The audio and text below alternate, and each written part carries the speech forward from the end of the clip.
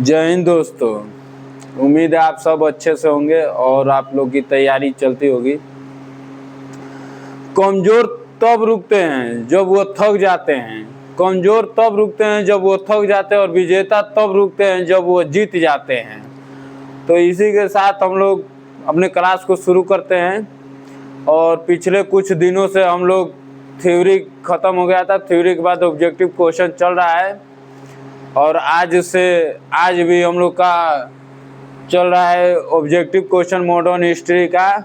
और कुछ दिन में यूरोप कंपनी ख़त्म हो जाएगा, उसके बाद जो आएगा आएंगे हम लोग पढ़ेंगे और हम आपस में शेयर भी करेंगे। तो चलिए क्वेश्चन हम लोग पहला क्वेश्चन की तरफ चलते हैं। बोल रहा है क्वेश्चन, ईस्ट इंडिया कंपनी की स्थापना भारत में कब और कहाँ हुआ था? ईस्ट इंडिया कंपनी की स्थापना भारत में कब और कहाँ हुआ था? Option A Pune 1611, option B Assam 1613, option C Surat 1613 और ऑप्शन डी अहमदाबाद 1611। तो दोस्तों इसका आंसर होगा सूरत 1613 में। लेकिन बोलेगा सूरत में अस्थाई या अस्थाई खुला था। क्वेश्चन हम लोग से पूछेगा, किसी भी एग्जाम में पूछ सकता है। सूरत में जो ब्रिटिश ईस्ट इंडिया कंपनी की स्थापना हुआ था 1613 में, वो अस्थाई था या अस्थाई था? तो वहाँ पे एकदम गौर से मारेंगे और ध्यान से मारेंगे, वहाँ पे अस्थाई खुला था। तो बोलेगा अस्थाई कहाँ खुला था? तो 1611 में मछलीपट्टनम में खुला था। 1611 में मछलीपट्टनम में खुला था, जो कि वो एक असफल रहा। और 1613 में जागीर से अनुमति लेकर सूरत में कंपनी का स्थापना हुआ था और वो सफल रहा। इसी वजह से बोला जाता है पहला कंपनी का नाम उसका दिया गया। आगे क्वेश्चन पढ़ेंगे दोस्तों। क्वेश्चन 2, कैप्टन हॉकिंस के बारे में निम्नलिखित में से सही कथन चुने। कैप्टन हॉकिंस के बारे में हम लोग जानेंगे कि जो कि कैप्टन हॉकिंस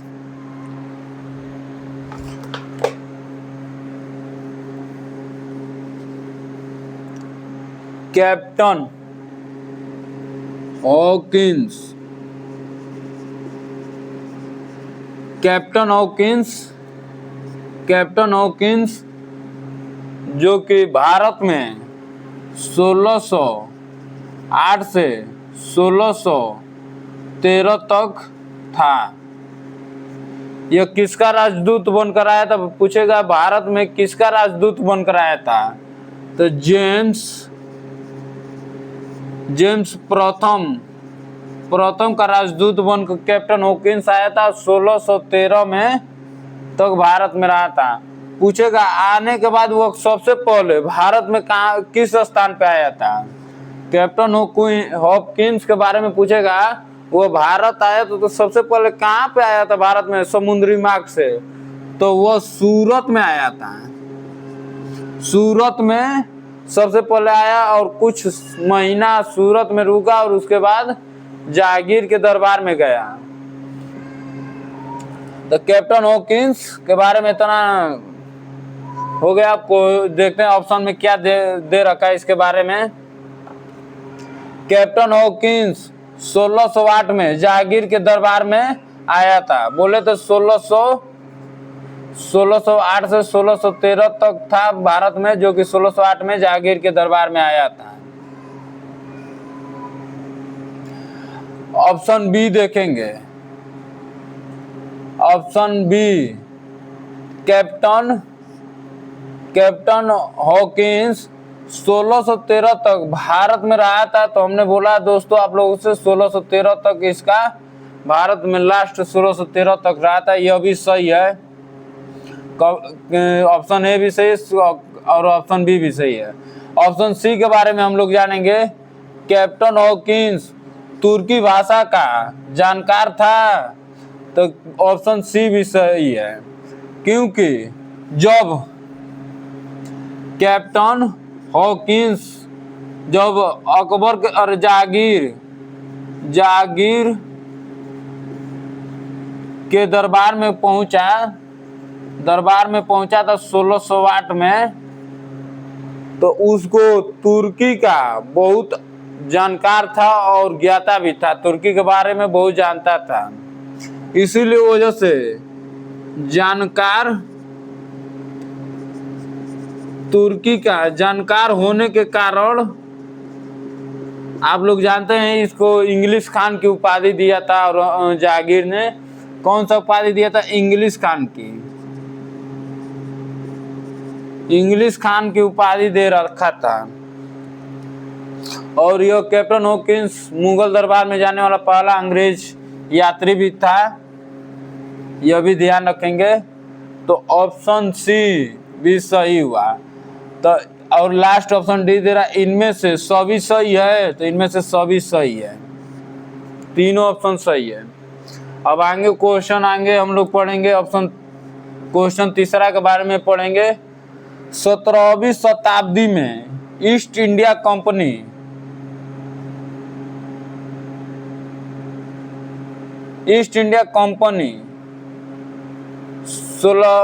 17वीं शताब्दी में ईस्ट इंडिया कंपनी का कारखाना कहाँ स्थापित हुआ था? और दोस्तों यहाँ पे ध्यान दें, अगर 1500 ईस्वी दिया रहेगा, 1500 ईस्वी दिया रहेगा, तो हम लोग क्या बोलेंगे? 16वीं शताब्दी बोला जाता है। 16वीं शताब्दी बोला जाता है। और 1600 ईस्वी दिया रहेगा तो 17वीं शताब्दी। तो जब अंग्रेज भारत आए थे तो 1600 ईस्वी में आए थे, तो वो कौन सा शताब्दी चल रहा था? 17वीं शताब्दी। तो बोल रहा है क्वेश्चन 17वीं शताब्दी में ईस्ट इंडिया कंपनी का कारखाना कहाँ स्थापित हुआ था? ऑप्शन देगा, option A Bharuch, option C Chicacole, option C Goa, option D डड़वा। तो दोस्तों इसका आंसर होगा भरूच, जो कि भरूच जानते हैं आप लोग कहाँ पे है? तो सूरत में है। अरे सूरत बोले, गुजरात में है, गुजरात में है। इसका कंपनी ईस्ट इंडिया कंपनी का कंपनी कहाँ हुआ था? भरूच में हुआ था, अहमदाबाद में,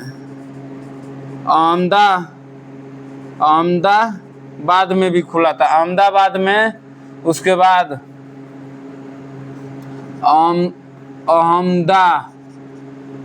अहमदाबाद में, उसके बाद आगरा में, उसके बाद मध्य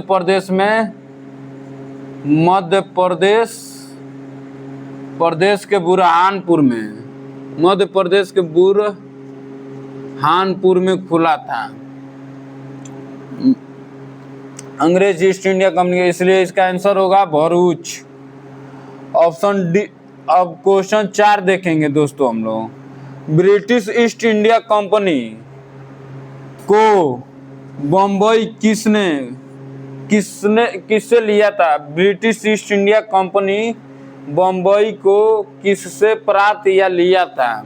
क्वेश्चन दे रखा है। तो इसका ऑप्शन ए बोल रहा है फ्रांसीसी, option B Dutch, option C पुर्तगाल, ऑप्शन डी डेनिश। तो इसका आंसर होगा पुर्तगाल से लिया था। आप लोग जानते हैं, हम लोग थोड़ा सा इसके बारे में हम लोग पढ़ेंगे, पिछले क्लास से पढ़ते आ रहे हैं हम लोग, और इसके बारे में हम लोग थोड़ा सा जानेंगे। 1662 में जो ब्रिटिश प्रिंस, वहाँ पे प्रिंस बोला जाता है, यहाँ पे राजा बोलते हैं, जो कि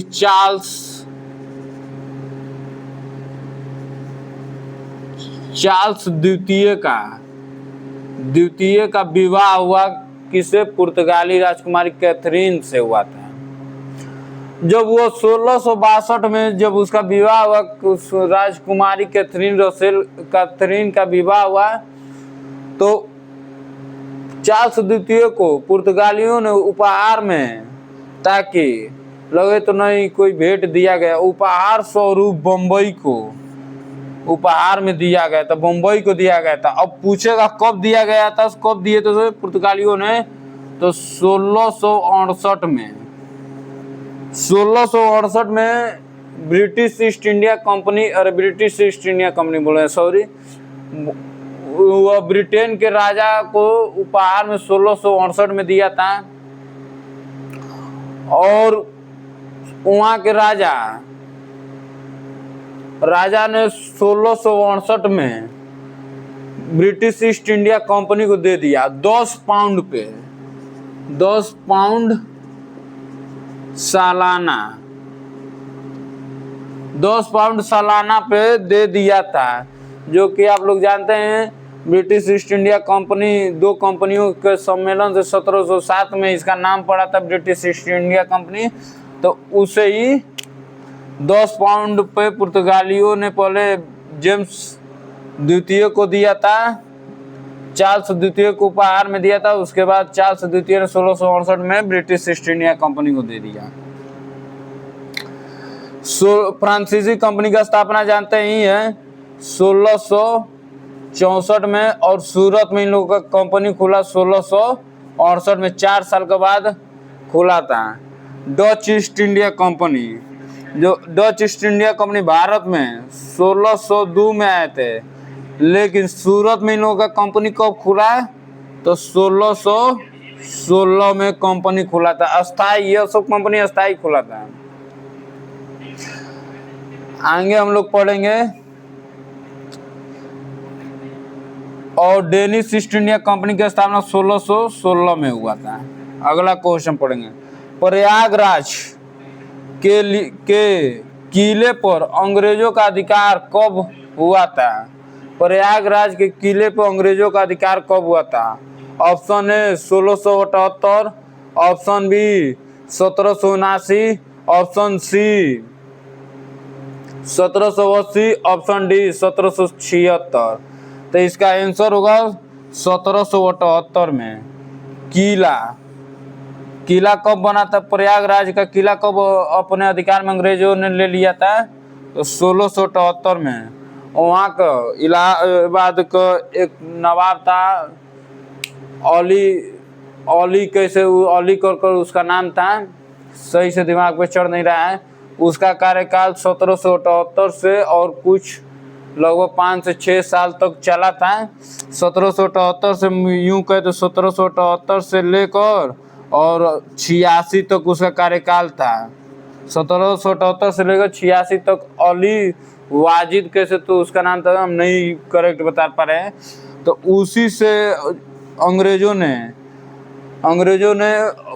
प्रयागराज का किला को जीतकर 1778 में अपने अधिकार में कर लिए थे। 1780 में आप लोग जानते ही हैं, तो द्वितीय मद्रास का युद्ध हुआ था। इसी के साथ हम लोग आज का क्लास पूरा हुआ आप लोगों का, और उम्मीद है आप लोगों को हमारी क्लास अच्छा लगी होगी। अगर अच्छा लगे तो इसके लाइक करें, सब्सक्राइब करें, और अपने दोस्त मित्र और जो भी तैयारी कर रहे हैं और जो भी स्टूडेंट आने वाले भविष्य में तैयारी कर रहे हैं उनको सेंड कीजिए, क्योंकि यह क्लास घटना चक्र बुक से किया जा रहा है। और स्पेशल घटना चक्र जो कि इतिहास की दुनिया में यूट्यूब पे अभी कोई नहीं पढ़ाता है, हम ही लोग के माध्यम से आप लोग के पास पहुंच रहा है। ज़्यादा से ज़्यादा इसे लाइक करें और सब्सक्राइब करें। धन्यवाद।